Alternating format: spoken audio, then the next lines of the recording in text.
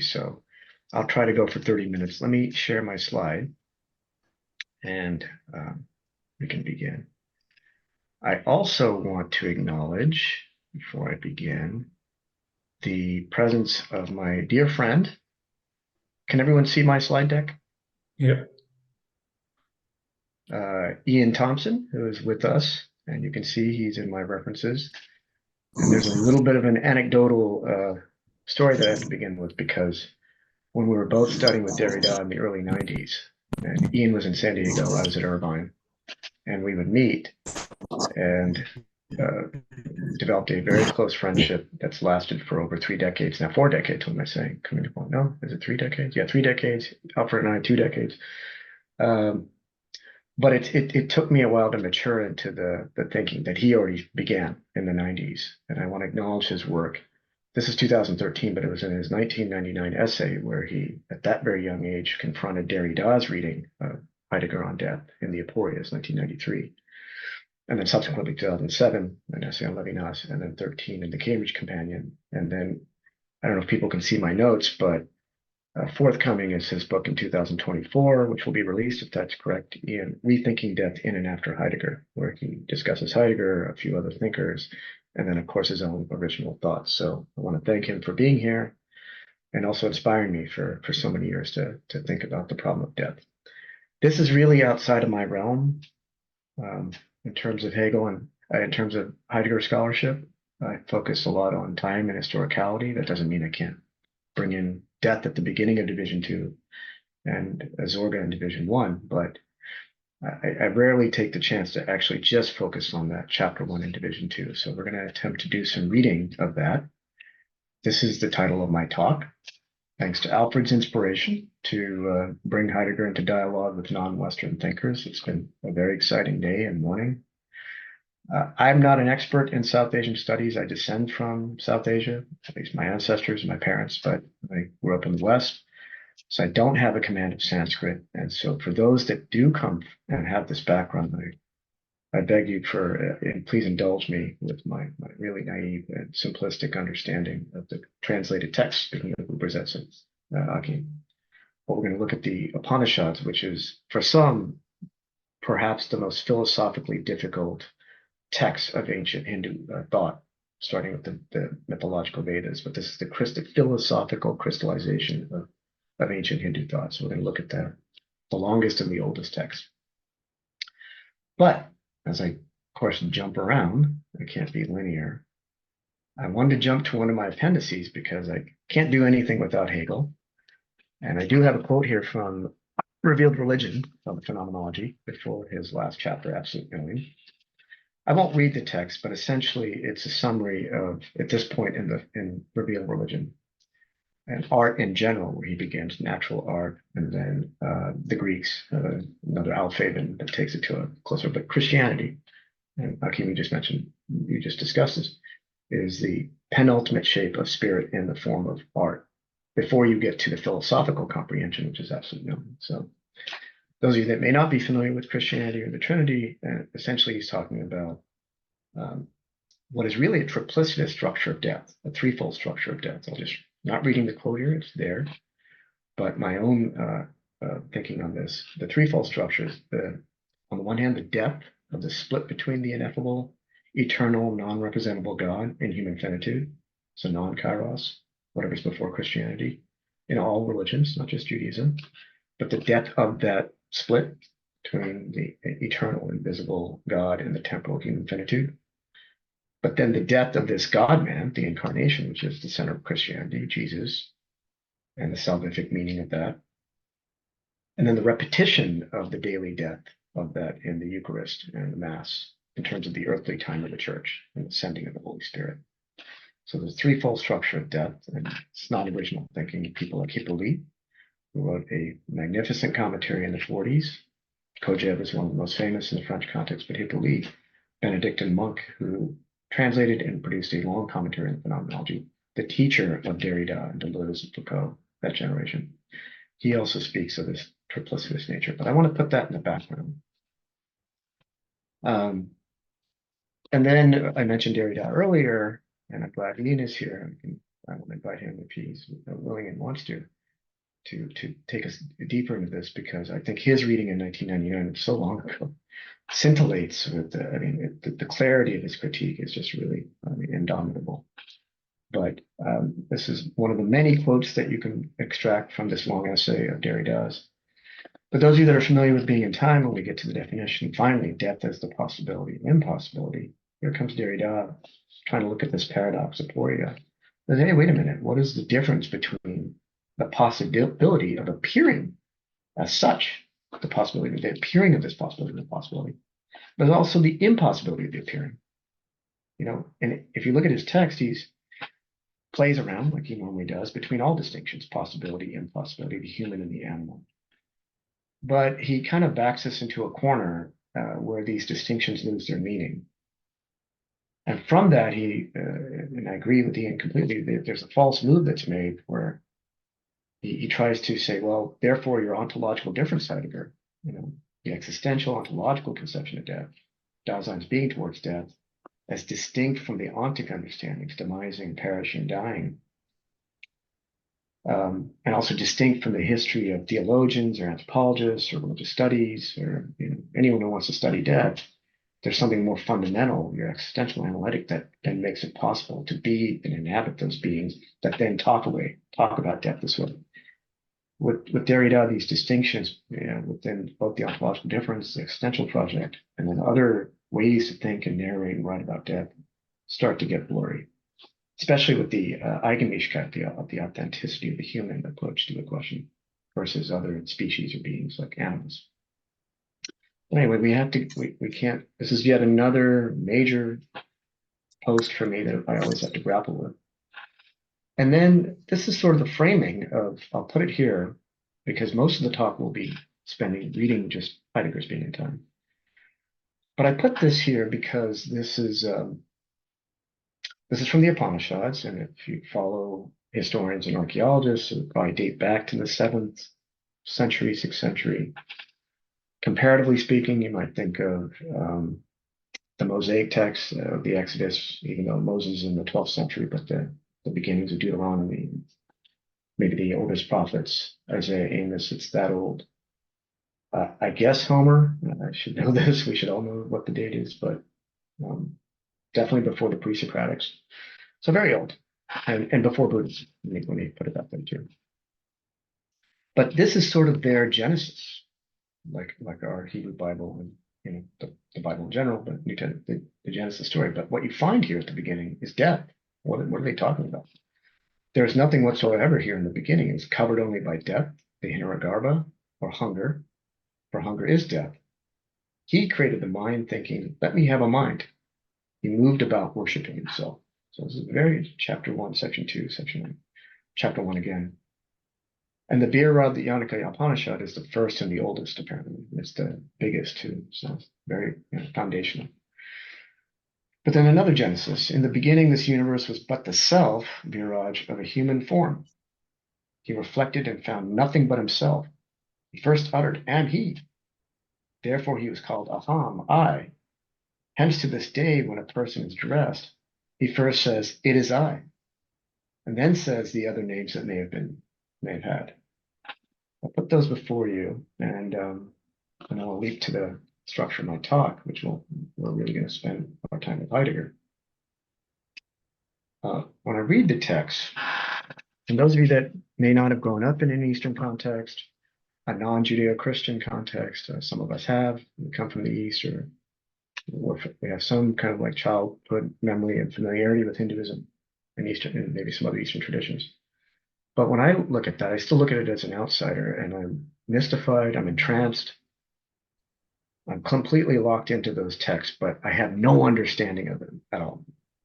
I don't even want to presume to even get into the complexity of translation, but I just look at that and say, this is so unfamiliar to me. But what is familiar to me is Being in Time. Because as all of you, we spent so much time with it. And I'm struck by, of course, the who question, chapter 4, division 1. Very classic moment there where he says, hey, it turns out that the I in me, I am this, that, blah, blah. That may not be Dasein at all. And you all know that the Dasein with being with, the oneself, and also the they, the everyday subject of Dasein, they're all positively constituents. They're structures of Dasein. They're equiprimordial of being in the world, as he says, right there in the beginning of the chapter. So don't try to create a hierarchy between them. They're all there. And we have to like negotiate what the relationships are, of course. And he does that, incredibly in that chapter. But we got to lose this sense of the I, which you already kind of have in this strange sense about the very origin of the I at the beginning. How do you have an I am? Something was occurring prior to allow that to arise, to allow Kant's transcendental apperception to occur. There's something more primordial occurring. Same thing with Heidegger. But we will of course have to keep the Who chapter from Division 1 open, but we're going to be reading from really chapter 1 of Division 2, the 5 elements. And then I already presented the 2 quotes. So let me just dive right into Heidegger in that chapter 1 of Division 2. Great scholars like Ian, original thinkers like Ian, and very few others, I would say, but really have spent. Akim, your book, I recall, and I think it was 2009. Very few have the courage, I think, to really spend a lifetime to write whole books, if not full articles on just this one chapter, because it can consume you. You can perish, not demise or die, but you can literally perish trying to master. You need an infinite amount of linear time to really get at any section. But I'm going to isolate what I think are some 5 components that are here. And I will argue that they are kind of equiprimordial, even though when we read the chapter, one occurs before the other. And as you know, I have the German text available. We'll come to it if we need to. But the first is the liquidation of the outstanding. An outstanding here from the Ausstehen, Ausstand. I won't read the whole paragraph, but I always highlight in blue what I want to focus on. So I put up the whole context of this paragraph, but I'm just going to read the blue. Its being is annihilated when what is still outstanding in its being has been liquidated. It's almost like a double negation. So Dasein's ahead of itself. That's the Zorga. As long as it is, it's incomplete. It always has something to do. There are many possibilities. Of course, death is going to be the greatest possibility. But, a debt to pay, more work to do tomorrow, more time to live. You're already dead biologically. But so there's always something to do. And that's the potentiality. That doesn't give us the wholeness, though. But once this outstandingness will be liquidated when its very being is annihilated, when there's nothing left to settle, there's nothing left to do, there's no other possibility. And let's not assume what that means just yet. Certainly not being a physically dead corpse. It's not dying with the other. As much as he says you can't take its place, you can sacrifice yourself in the place that you can't outstrip it, you can't take it away. Here's the aporia, right below the blue statement. As long as Dasein is an entity, it's never reached its wholeness. And all the other ontic metaphors collapse. You can't say, well, as long as I'm in the middle of the book and I haven't read the whole thing, I'm not at the end.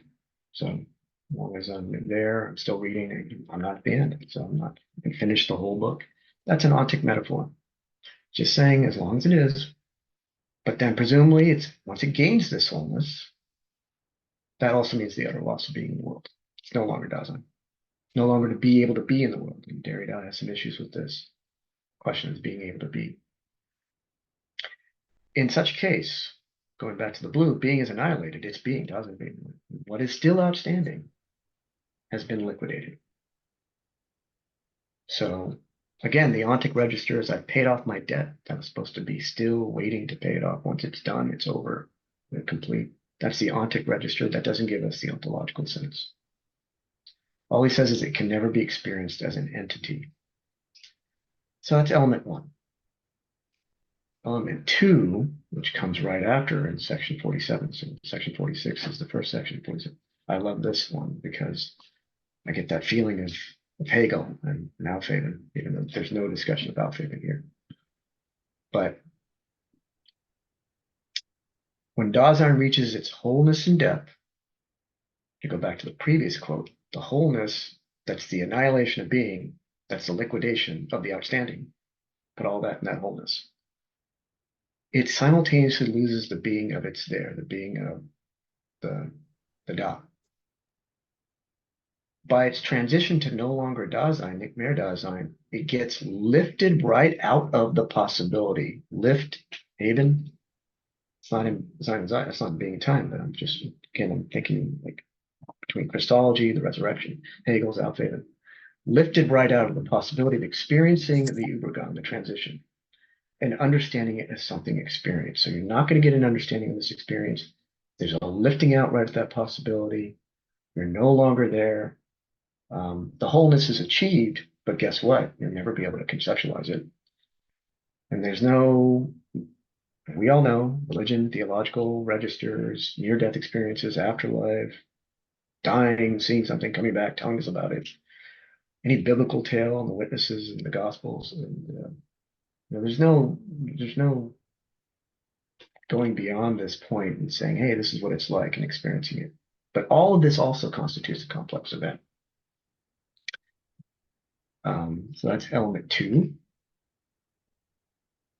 And then, of course, some people think this is the culmination, and obviously the most quoted, where all this suspense building up to what Heidegger is talking about, not the death of others, not the perishing like animals, or things that come to an end, or just witnessing something stopping, not tied to that inauthentic sense of motion, certainly not living out a life in linear time towards an end, as long as that's spatialized and it's optically remembered.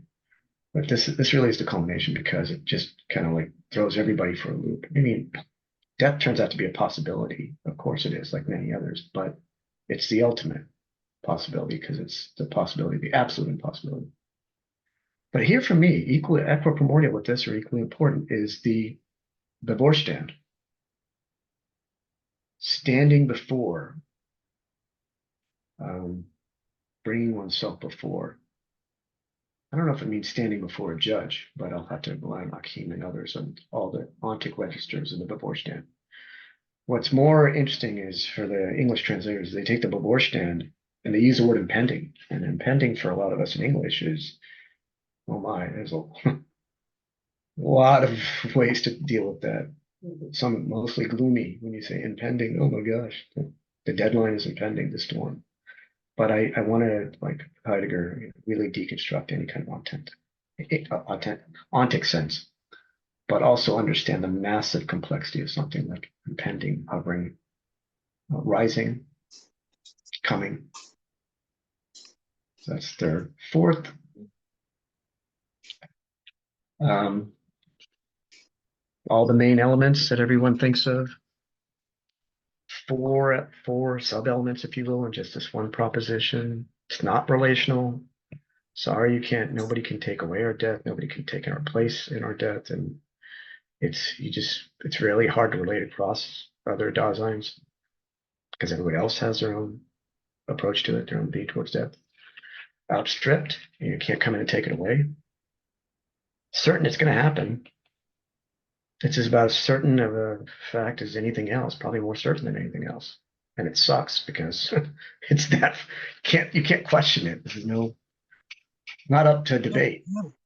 But indefinite, don't link death and time so quickly, and don't map it to anything else for yourself. Don't use linear time and clocks and calendars.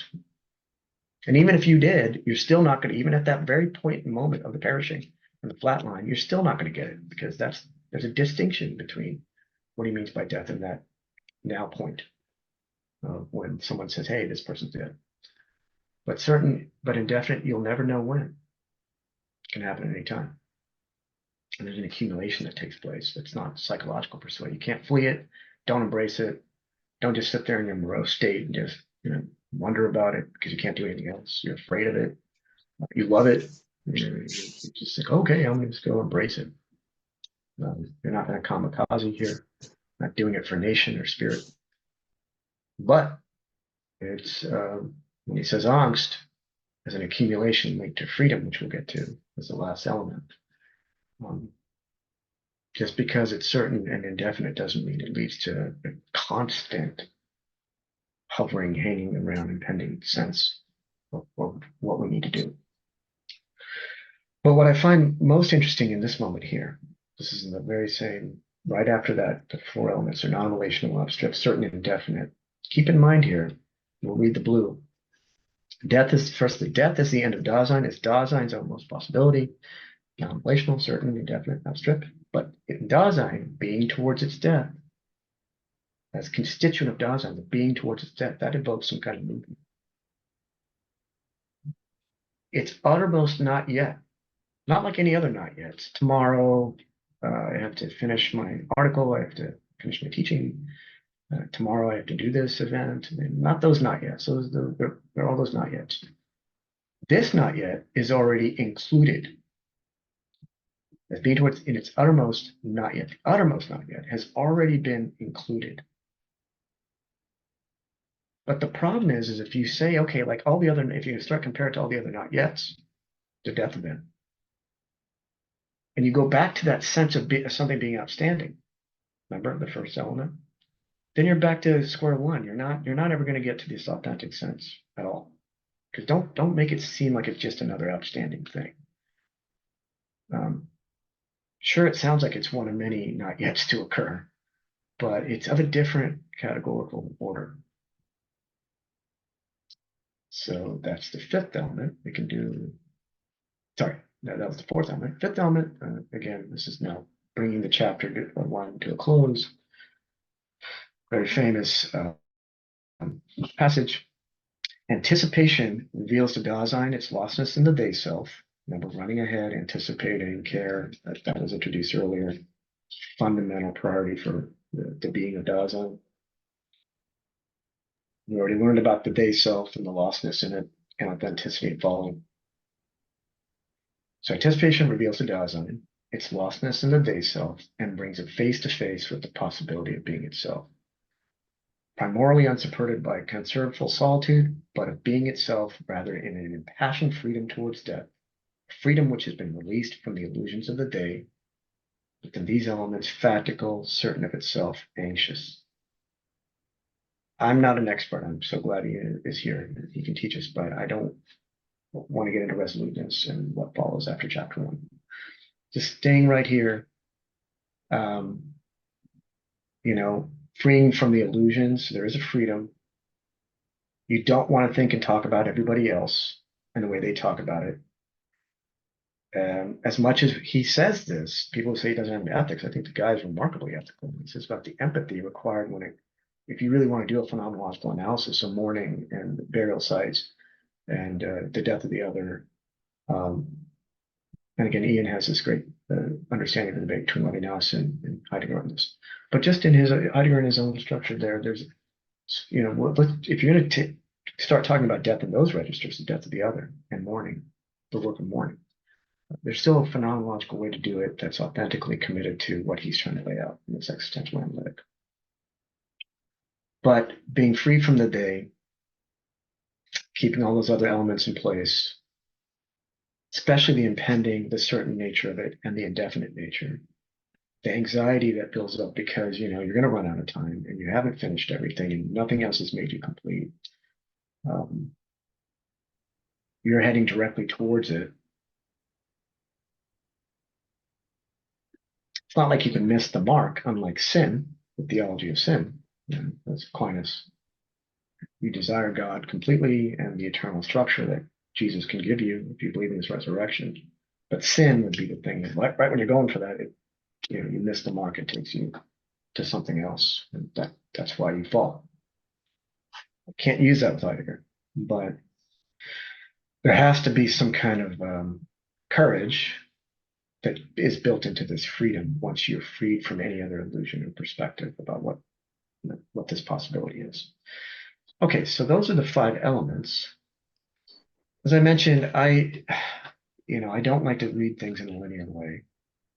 And I want to approach the kind of interconnectedness of it.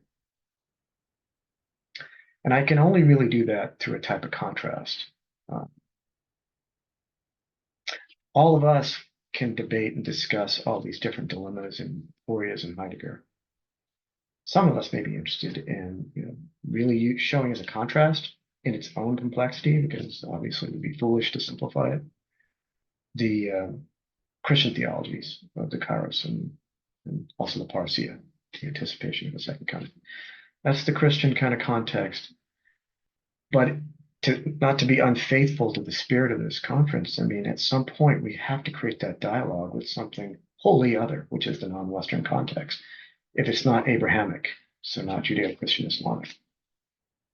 And that's how I want to conclude my talk. But to be able to do that, I just want to draw out the not just a summary on Heidegger. I'm not going to read all this, but just recall that he recounts Zorga care as to being a Dasein. It has these features, just the care itself, already of itself, being already in the world and being alongside. All these correspondent things, existence, the head of itself, facticity, already already there, so some kind of pre-comprehension, fallen, being alongside with things that are present. Got to exist with other things in the world while you're in the world. And then he says, well, death has to be scaffolded in those three too. So let's not lose sight. We're going to have to come back to Zorga in relationship to death, but there it is stated here. We already know what some of the definitions of Zorga is, but now we're going to bring death into these things. Well, I only work by contrast, so I think it's key that we contrast. These are my two contrasts here, but then the third contrast would be then that Eastern context when we go back to the Upanishad passages. But contrast the existential with one L in English with not the existential with two L's, ontic. What he's talking about with regard to death from both the speculative philosophical transition in Alphaben, that's in Hegel, that threefold structure of death that Hegel's struggling with.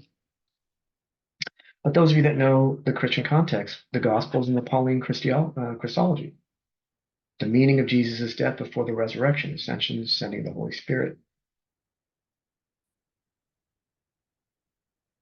For Heidegger, the ontological difference, primordial, ecstatic, finite, temporalizing of temporality, as the horizon of being, is distinct from both of these, the time-spirit synthesis in Hegel and the Kairos and Parsia in Christianity. But to pause on the Christian component, remember the who question? Being with, Dasein with, oneself, the they. What about poor Jesus? The Christological substance. How many relations does that guy have? With the Father, himself alone. The communicatio animatia, the other two persons within the Trinity, even though he's the synthesis of the temporal and the eternal. The disciples, so they have some privileged, esoteric, Gnostic insight, closed society. The betrayer, Judas, that's a singular relation. Those immediately out of the circle, in terms of the followers and the masses that were growing, and of course the people that he actually touched and healed, or they touched him and got healed. The Jewish leadership, the Sanhedrin, the temple leadership, some sympathizers with his case, Nicodemus and Joseph Arimathea, who gave him the tomb. And of course the Gentile imperial structure of power, committed him, executed him, gave him the death sentence, the Romans. So there are a lot of, to talk about structures where there's no I am that can be filled with any kind of simple predicate interspersed through these relations. I put that as a footnote because the enormity of trying to reduce a gesiological type of entity comparable to Dasein in complexity, not the Jesus Christ of Christianity, with his own being towards death. So that's why I say that Heidegger's project, fundamental, I believe in the ontological difference, fundamentally distinct from that. But I will then, I'm at 2:02. What time did we start, Alfred? I think we wanted to close by 2 o'clock. It's my time, sorry, 8 o'clock your time. But if you just give me 3 more minutes, then we can have questions and end at a reasonable time. So we come back to this. What conclusions can we draw from this? If I'm saying the Western project, the onto-theological constitution of metaphysics in the West, being is posed in terms of the question of truth and vice versa. So ontos and logos, In the case of Heidegger, not just logos as ratio, but the unconcealment, aletheia, lifting out of concealment. There's already a nexus there about truth and being. But Heidegger is, for his credit, is the only thinker really in the West, and someone so recent, a modern person, to then rethink temporality in its entwinement and mystery of being as the horizon for the whole project. And to not just ask what is being and provide an answer through metaphysics, but ask about the meaning of that question, and therefore the meaning of being of that question too, but to do it in terms of time as the horizon. And then to bring it back to, I think I was reading one of your articles, Ian, but you were saying that, oh, you're quoting Hegel, that isn't the fulcrum, or death has to be the whole fulcrum of Sein and Zeit. I actually think that right in the very beginning of Being in Time, he actually just tells you what the answer is. I'm going to tell you that my answer to this question of meaning being is that temporality is the meaning of being, Dasein's being. That really is. But no one knows what the heck that is. There's no missing division 3. And section 65, 69, 72, 74, 75, but ecstatic temporality for sure. Just the kind of markings of it. I don't subscribe to the Kant term. And he collapses on Hegel. And he tries again in 1931 with Hegel. Tries with Aristotle again in 1931. But I'm not going to Kant. But I will say that if we want to, in the spirit of Derrida, contaminate the purity of this Western onto-theological constitution of metaphysics, it's that both the Judeo-Christian substrate, but it's really Western metaphysics. And then you encounter something wholly other like this. This is where I want us to have a conversation. The verisimilitude between what's happening here, and we want to be a good phenomenologist here. We don't want to jump to any kind of immediate intuitive sense of what's being said. But if this is something older than at least the Greek beginning,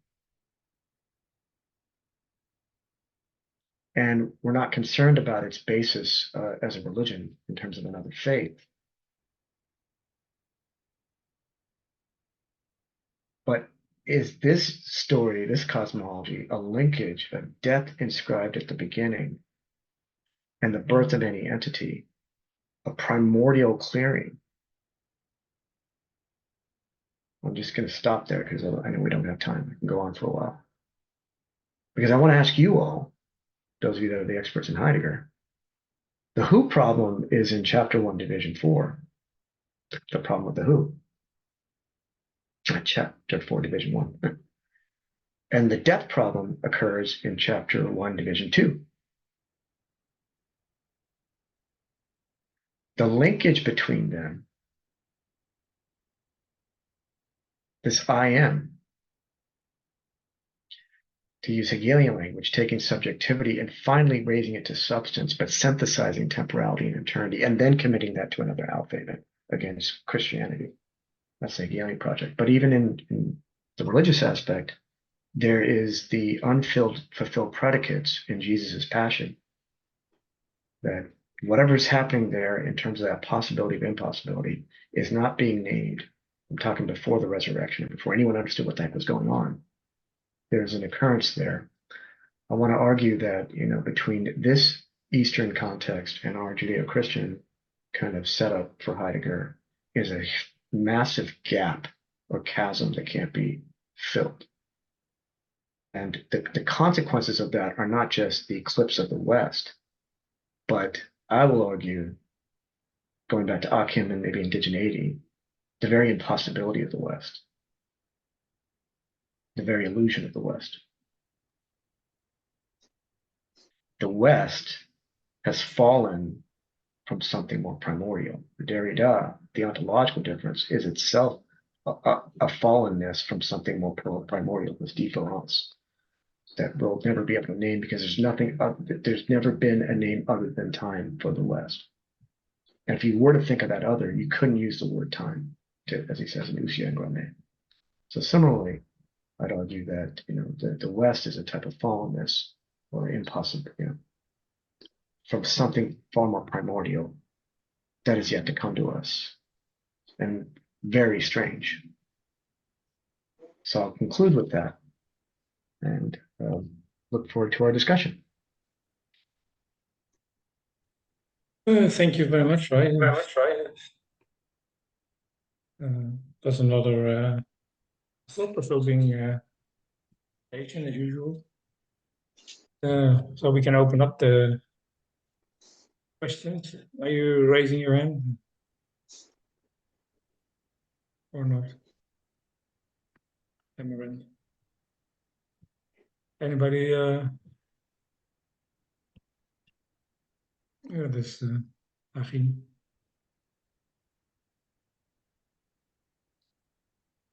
Thank you, Raj. And yes, taking on Heidegger's concept of death is always a difficult matter. When you talk about the illusion of the West, I would like to understand how that is meant. The illusion of the West, basically about itself.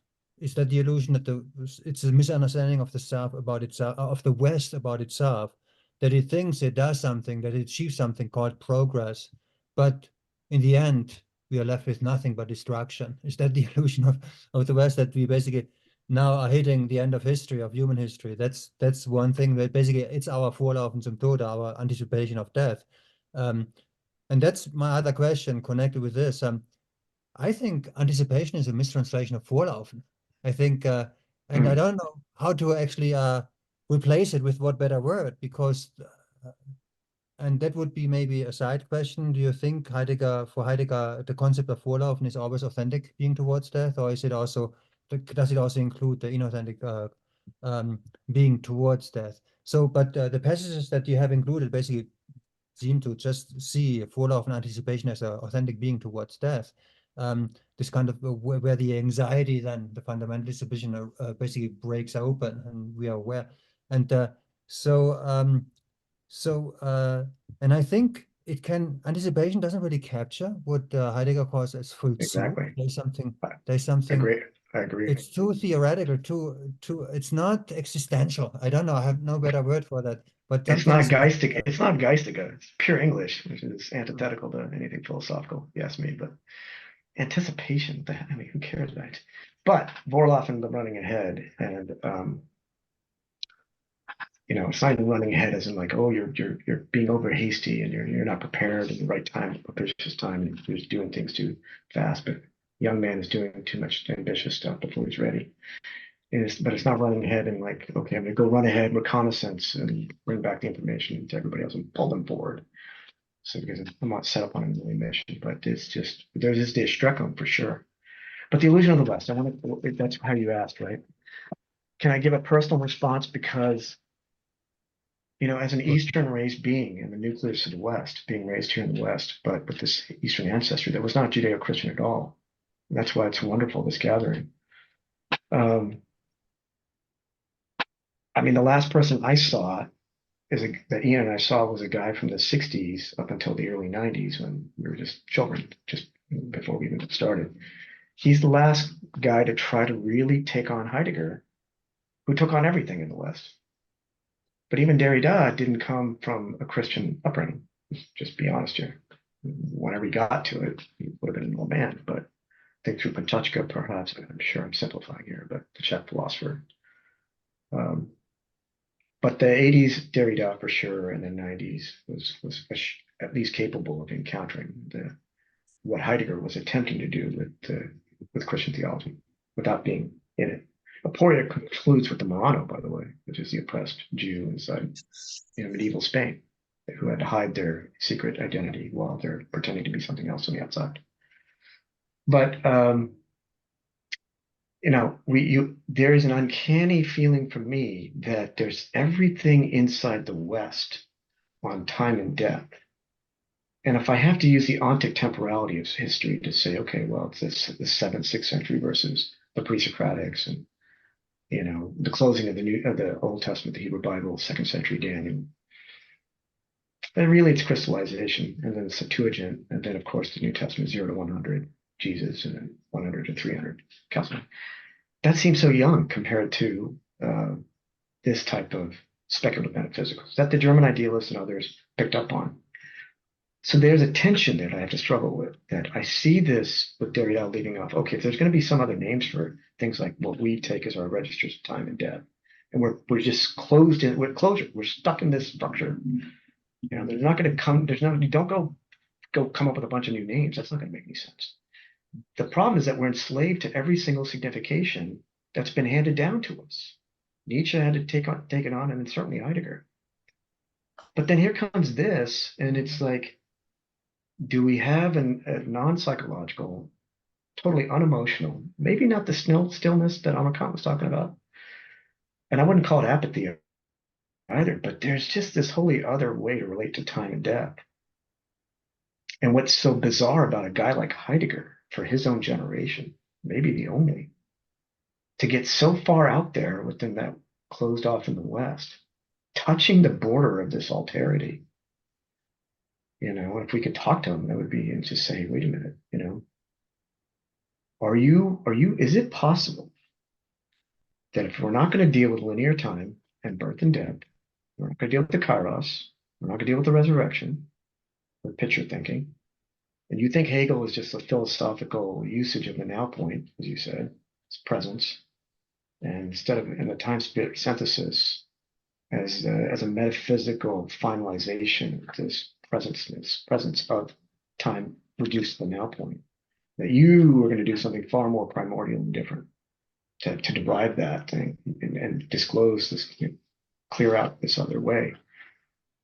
Can we ask all Western beings that if you cannot take on time in relationship to death simultaneously, Derrida story is kind of complicated and nuanced, but if you can't do that, why is that?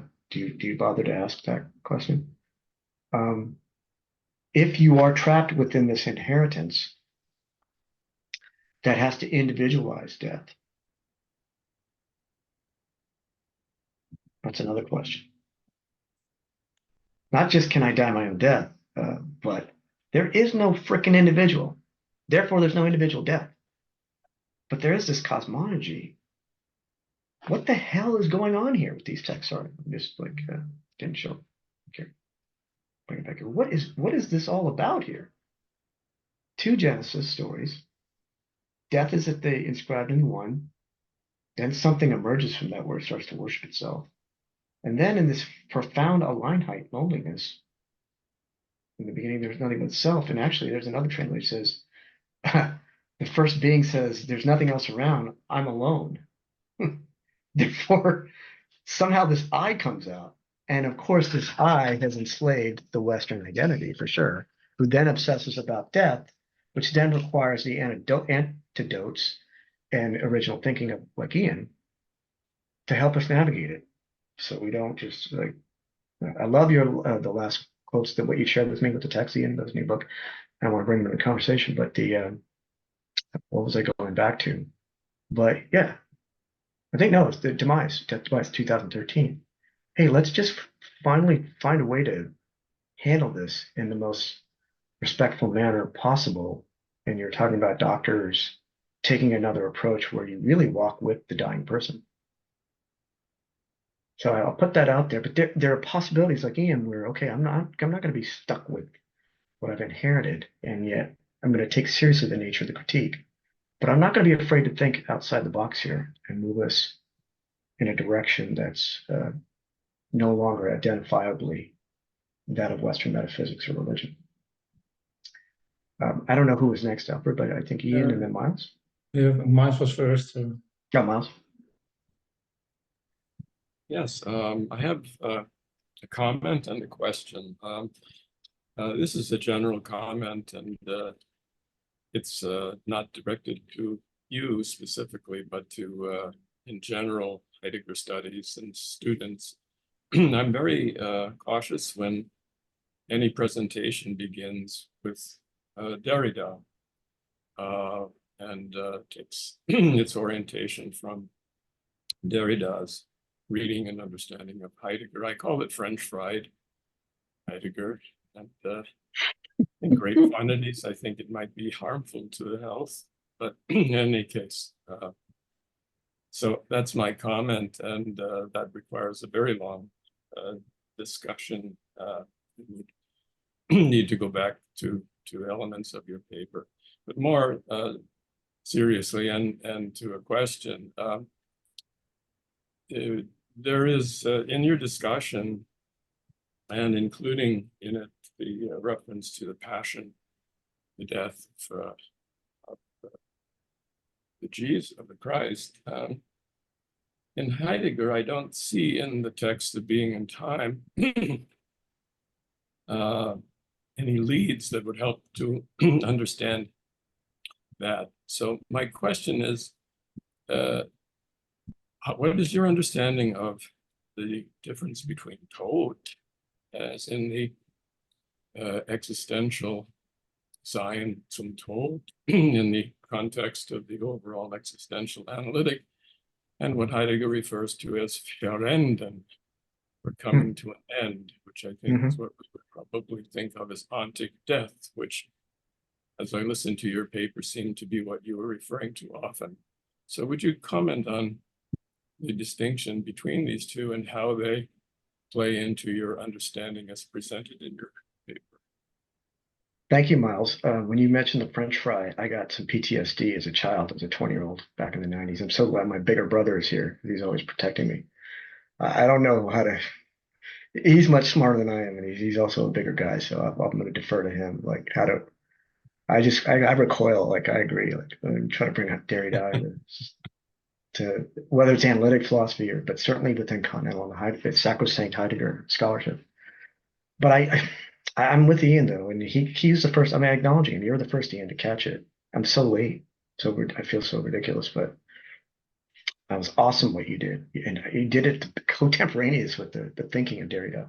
So there, Miles, you have to go to people like Ian and look at trace the lineage of the works to see how the critique was made. But I agree. Ian also knows I was suspicious about everything in Derrida while we were both being formed by him as children. I just didn't think he understood Hegel and Heidegger very deeply in my way. And that says a lot. So how can you say that? Let me justify the statement. Your question, though, about it's not just the Ableben, and Ian has to take over here, but it's not just perishing, sterben, demising even, and not the eschatological structure of coming to an end, and not the threefold structure of dying daily, because the Pauline expectation of the waiting, which the early Heidegger had to grapple with. Okay, we're already dead, meaning the old self, old Adam. There's this new being, Tillich, and we died in it, with it, and yet we have to expect or wait this parousia to then have the full kind of wholeness or completion. This, if you go back to my 5 elements, I mean, it just sounds like, okay, Heidegger is eerily in this space of either the Pauline expectation of the parousia or the Bultmannian gospel account of what Jesus is doing in his passion. But this being towards end as a possibility that is going to link the temporality and transcendence of finitude in the lifting out of that moment of lifting up. I mean, I always make a quadrilateral between the ontic distinctions and ontological, which is just Dasein in humans, religious or not, and then the Dasein ontological difference, because the very being of Dasein is one of radical individuation. It is a relation of transcendence, and it's only a relation of transcendence that is being itself. So there's a fundamental, not just relation between Dasein and being, but what the hook really is that time is going to be the horizon to understand that relation. In a way, you can't prioritize one or the other. Does time have any beings, or is it a being, or is it not? Aristotle, book 4, or the being of time itself, that ecstatic equiprimordiality I talked about in the previous talk, that no one's really plumbed the witherings of these schemas of how each of the ecstasies kind of relate to the other two, and all kinds of weird ways. They're all different for each other. He never finished that missing division 3, time and being. But my contrast is that what you want is not so much a repetition of the Christian account, but a haunting of it, and pollution of it, an A hunting antithesis of it, that or a hunting of it, or hunting by it? haunting, I'm saying inhabiting and haunting of it by the other, which is going to be this monstrous other tradition or civilization that's out there, that's alive and is, welled up. Because the possibility of articulating time beyond three, which is four, therefore necessitates automatically, if you do that, and whoever can do that logically, which Heidegger couldn't, and me as a young person have been trying that forever. No one seems to understand it because it's all me. It's on me. I haven't been able to articulate it clearly. But if you start with four, then you start to you don't Aufheben Heidegger. That's not the point. But you don't do what Derrida did either. But you really go inside there and really wiederholen. You want to talk about wiederholen, it's been transmitted to you. But you really re-inhabit what the heck Heidegger was doing with the view that you cannot just multiply the signifiers of different ways of what death means. And give credit to Heidegger. He says it too. I'm stuck with this stupid word. This is not what I'm talking about. But what it does mean is that the relationship between being and time, and therefore any kind of possibility of a new metaphysics, is not going to be not only those ontic registers, but it's going to take seriously, I believe this, that if we can actually try to live out this being in time as a book and our own existence, like try to autobiographically inscribe ourselves into the book and say, wait a minute, it is really true what the hell he's talking about, that the anxiety is ständig, not because we want posthumous fame and immortality, which is also another type of falseness, but it's so visceral that you do want to go beyond all the other ontic outstanding things and seize this one possibility, have the freedom to say, F it, this is what I'm focusing on. And my only analog, me starving as a starving Eastern person who didn't grow up in the Christian tradition, is to look at this other character in the Western tradition, which is Jesus as being towards death himself, not resurrection, not actual physical death, dying, perishing, and then any kind of resurrection and any kind of religious structure built on that, which is Christianity. But this guy's being towards death is more complicated because of the interrelationships than Heidegger's Dasein and being in time, and therefore anything else in Heidegger, including the fourfold. That's been the big hypothesis, but I have to stop there. That's just sketching the beginning of the missing divinity. You actually have to come up with the architectonic. What would be the being of God's time? Yeah, this seems to me to be a fascinating topic to try to Thank you. understand being My unto friend is death from yes. from the point of view of the primal Christian experience. That It's a chiasmus, but there's this other thing that's outside of it. I'm going to come to Ian because he's been waiting so patiently, and I know he has to go. So please, Ian. Thank you, Moss. Oh, thanks, Raj. Can you hear me? Yes. Great. And thanks, Alfred and everybody. It's fun for me to get to attend these talks. My power's out. That's why I'm on my phone like a inframed technologizer, but it's funny for me. As Raj so nicely said, I have this book coming out in July. I just finished sending off the page proofs. I don't know if you can read that. It's called Rethinking Death in and After Heidegger. So just to take up a couple loose ends that emerged in the discussion, Vorlaufen, anticipation, I think, if you think of that in terms of Ernst Junger's image of charging out into the Allied trenches, which Heidegger's weather service was charting the winds for, as you guys know, then it's charging out into death. So it's got this idea of running forward into charging out into death. I like that. More importantly, the distinctions between perishing, demise, and death. Perishing, verenden, demise, ableben, death, tot. Perishing is what your brute physiological system does, and he says everything that's alive perishes. So a pear tree perishes, but Dasein never perishes because Dasein can only experience its perishing as mediated through its intelligible world. So I don't experience my arteries clogging and the blood getting stuck in, I experienced a heart attack, which if I'm conscious of what's happening to me and undeceived, then I experience death. I experience demise. So what we normally call death, croaking, kicking the bucket, experiencing the seemingly final foreclosure of these intelligible worlds that we are, is what Heidegger calls demise. So the big thing that Derrida misses and that most readers of Heidegger miss is that when he's talking about death, when Heidegger's talking about death, he's not talking about what we mean by death. He's talking about existential death, which is, as he says, the distinctive end of Dasein. So he's interested in this ontological account of death, or what it means to be, what death is, what it means, I mean, to put it provocatively, what it means to be dead. And that's something you cannot experience through demise, because as as Raj explained, you can't be there after your being there has ended. So phenomenologically, I mean, phenomenology is methodologically agnostic. It has to stick to what it can, to what we can experience. So we can't experience what happens after experience ends. So there's no phenomenology of being demised. That's part of what makes the distinction between demise and death so confusing. Is the first, in the English translation, the first 15 pages of the death section don't distinguish between death and demise. So when he finally brings in the distinction between death and demise by saying, there's a famous line, well, not actually famous enough, he says we can't keep sticking to this understanding of death that's just arbitrarily imposed itself on us. And then he starts working toward distinguishing what he means by death from what we ordinarily mean by death, which is he then calls demise. And the few people who have understood the distinction between death and demise think that there's no connection between them. And what I try to do is say, you have to understand both that they're different and that they're related. So that there's a deep connection between death and demise, specifically what he calls formal indication, that they all have the same formal, that death and demise have the same 6 formal structures. They're just very different. And what he calls death conditions what we normally call death, or what he calls demise.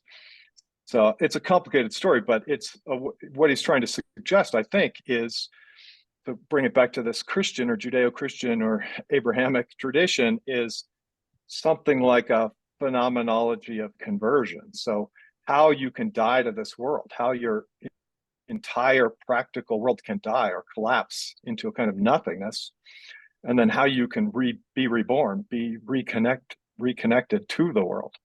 So I do think there is a deep connection between the Christian tradition and Heidegger's account of existential or ontological death.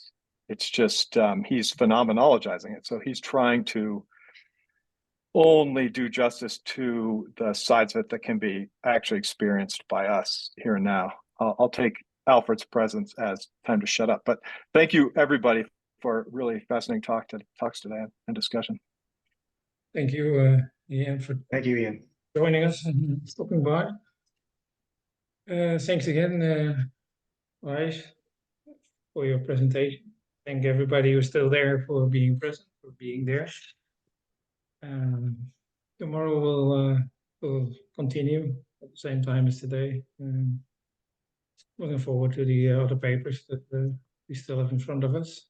So have a nice evening, afternoon, whatever is applicable in your time zone. And I'll see you tomorrow. Thank you.